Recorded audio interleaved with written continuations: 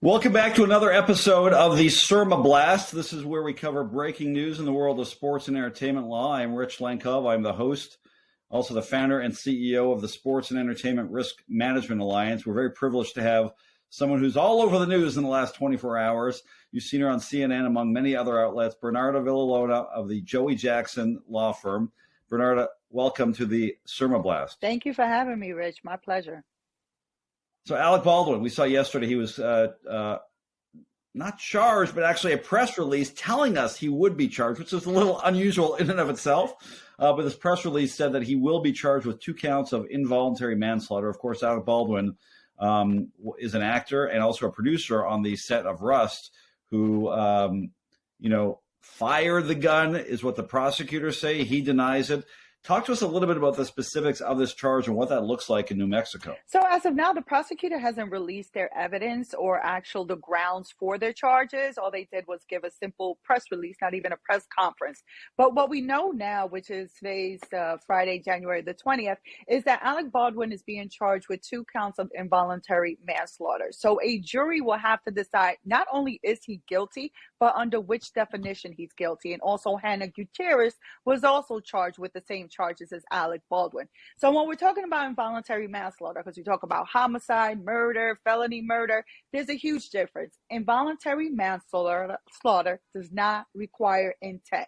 It did not have to be in the mind of Alec Baldwin or in the mind of Ms. Gutierrez that they wanted to kill Ms. Hutchins or that they wanted to injure Ms. Hutchins. That doesn't play a role at all. Instead, what the prosecutor is saying is that both of these parties were negligent. And because they did not exercise a duty of care that they owe to the people on that set, especially Ms. Hutchins, when you're dealing with a firearm, that they should be criminally charged. And I emphasize criminal because there's already been a civil lawsuit.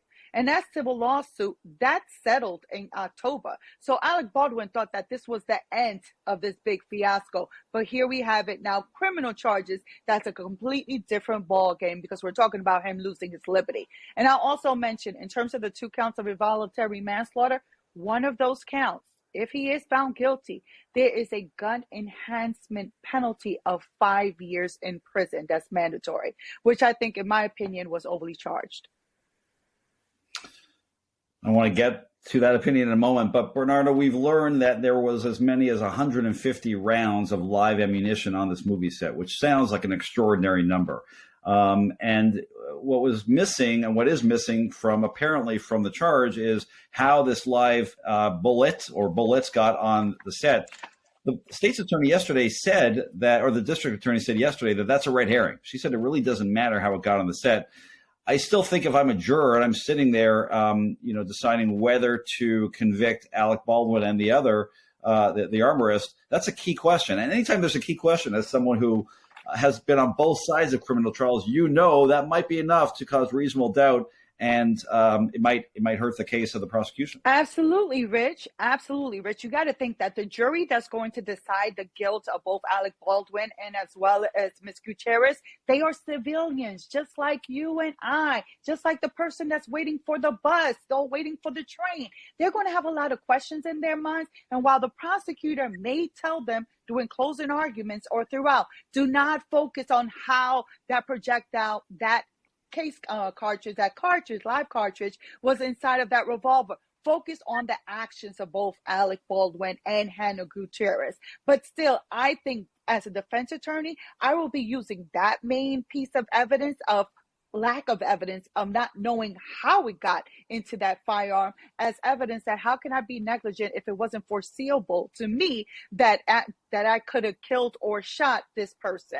So that's going to help the defense, but it's not going to help Halyna Hutchins that much because her job was to be the armorer. She was the expert on that set. Everything went through her when it had to deal anything with that firearm, and she failed that duty. So she has a tougher road ahead than Alec Baldwin.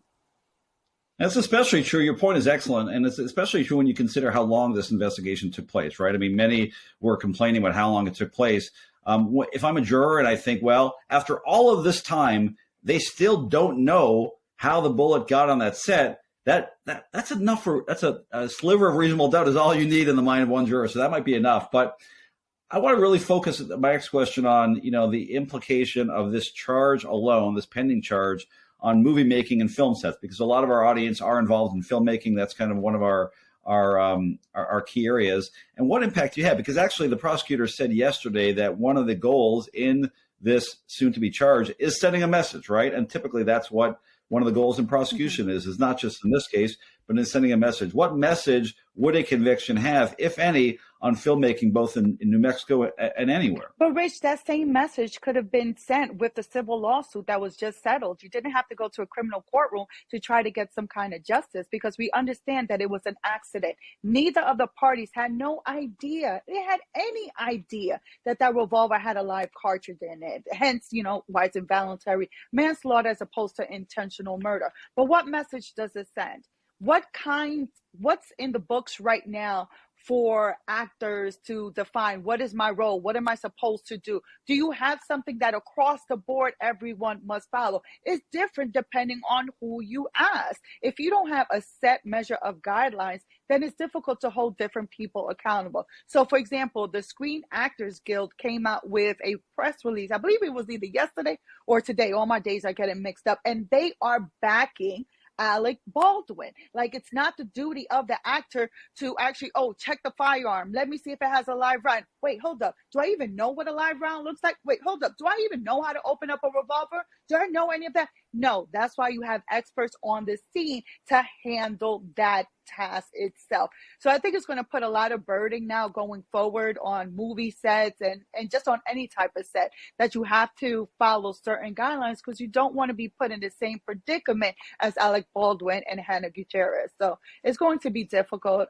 It's a bad message that is sent out there. I don't think it has to be done through a criminal courtroom to send that message.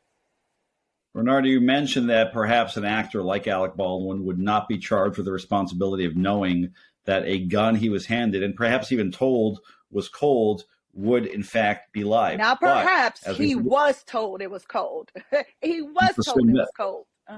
Let's assume that. But we heard from the prosecutor yesterday, the Santa Fe district attorney, that he is being charged in both his role as an actor and as a producer. So putting aside the actor part, maybe you're right, maybe a jury is convinced of that. What about his role as a producer? Do you think a jury will find that because he was a producer, now what's important to know, and maybe lay people don't always know this, there could be 30 producers on any film, right? Because Alec Baldwin has the title of producer doesn't mean he's, buying the donuts for craft services. But if you can prove that he was a producer and had some responsibility over the overall safety of that production, perhaps that's a way for the prosecution to get a conviction.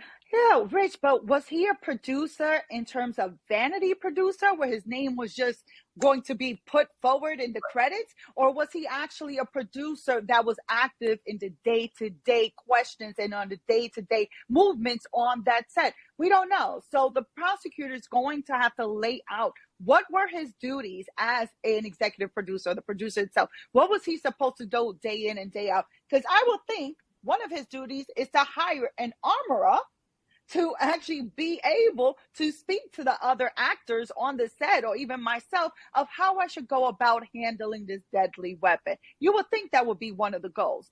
But there is some information that it seems that hasn't been disclosed to us, that the prosecution stated, kind of hinted to, that there were prior notices of issues taking place, of misfires that had taken place, about safety hazards. Now, if that's the case, Rich, that puts the case in a completely different set of eyes, because now you were put on notice about the safety concerns. You were aware that there were misfires. I highly doubt there were misfires with live cartridges, because we wouldn't have gotten to this next step. So let's see how far they take it. But what you have to remember, different than a civil suit, you have to prove your case beyond a reasonable doubt. So it's nice that you can tell this in the media. It's nice that you could put this in a press release, but can you put this before 12 jurors that are going to believe in his guilt beyond a reasonable doubt to convict him, especially when you're seeking a 5-year enhancement jail sentence on him?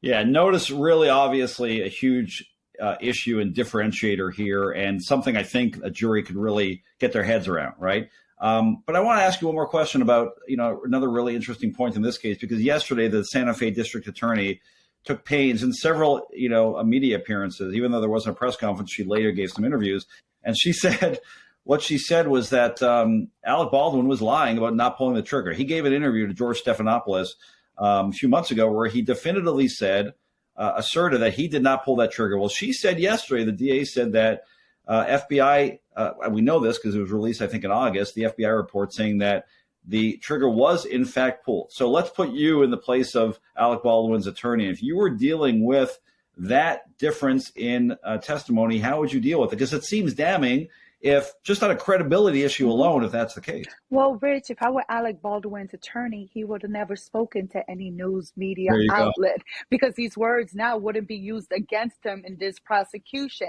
And I really hope that based on the release that there's going to be charges put against him, that he will stop and cease all interviews. Even if they come in front of you at your house, waiting for you to come home or to exit your house to get some coffee, say nothing. All bets are off. You have now been criminally charged. So in terms of the statement that he gave that he believes he did not pull on that trigger, I wouldn't say that he necessarily lied if I were his defense attorney. The way that you will argue is that you're going with what he believed at the time. If it is his belief, that doesn't necessarily mean he was lying. He's probably misconstrued. He didn't remember exactly the incident, how it took place because it was so traumatic. We know that. That happens. It's a traumatic event. He didn't expect for a live cartridge, a live projectile to exit the revolver. He didn't expect that. So I will argue it in that regard, but still always point back to I was relying on David Hall's telling me that it was a cold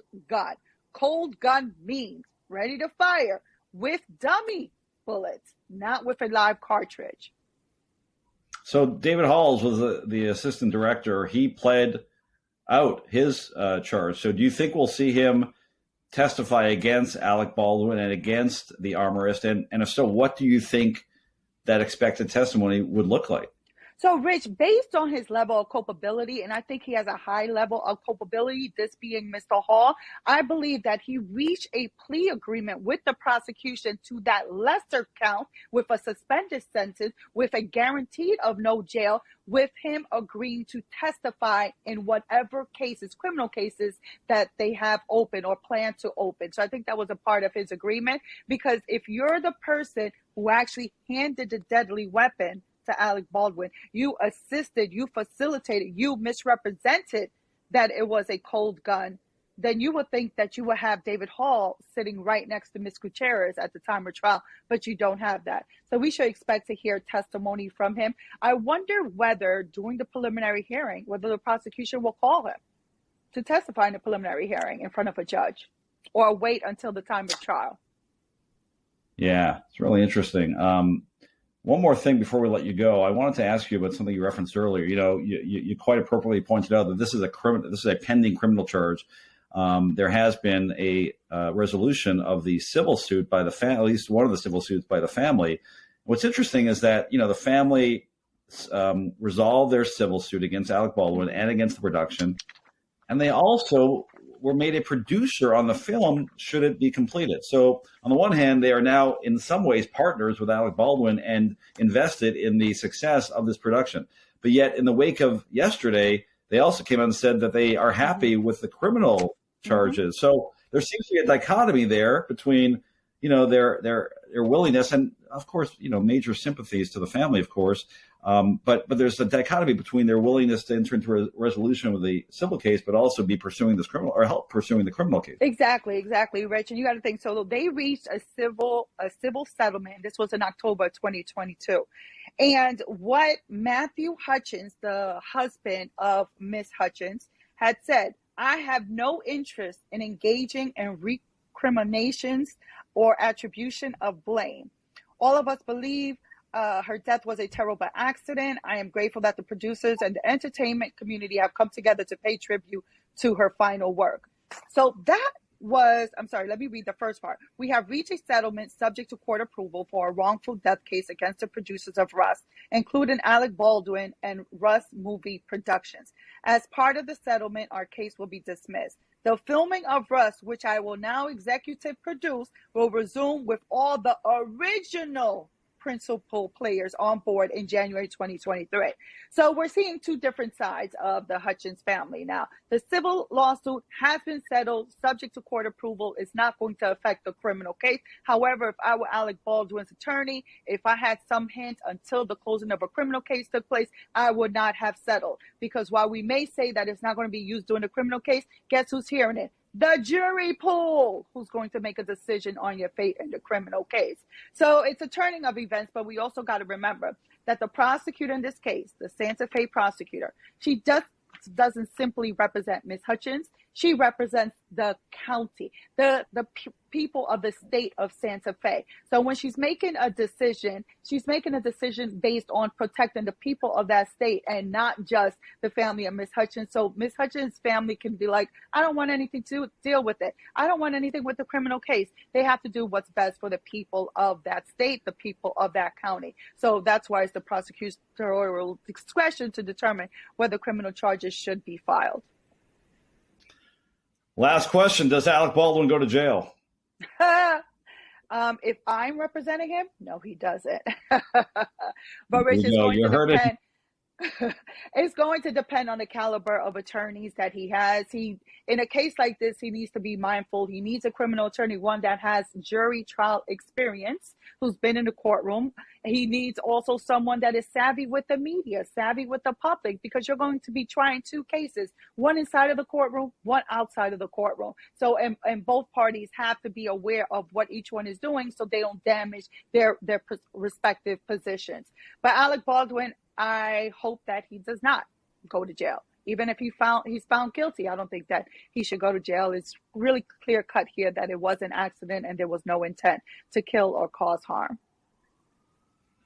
Bernarda Villalona, over 100 trials under your belt, 18 years of practice on both sides of the criminal aisle. You see her on NBC, on ABC, Univision, CNN, all over the place. We're very privileged to have her. The website is joeyjacksonlaw.com. Bernarda, thank you so much for joining us on the SERMAblast. Thank you for having me, Rich. Take care, everyone.